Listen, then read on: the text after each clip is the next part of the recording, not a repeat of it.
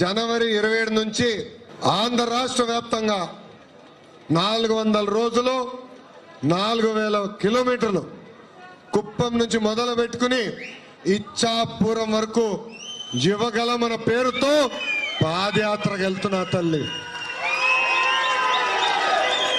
ఒక పక్కన నాకు చాలా ఆనందంగా ఉంది.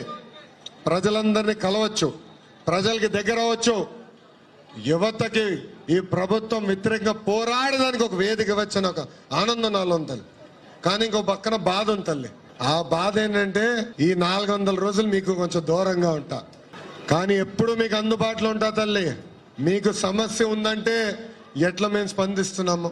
నేను రాష్ట్రంలో ఎక్కడున్నా నా మనసు మట్టుకు మంగళగిరి వైపే ఉంటుందని,